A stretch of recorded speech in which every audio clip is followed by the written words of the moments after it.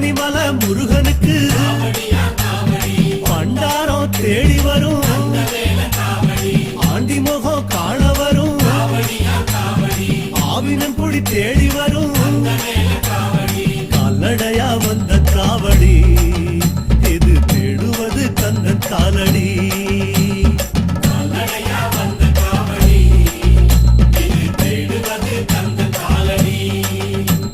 பழுத்த பழம் தேடுதப்பா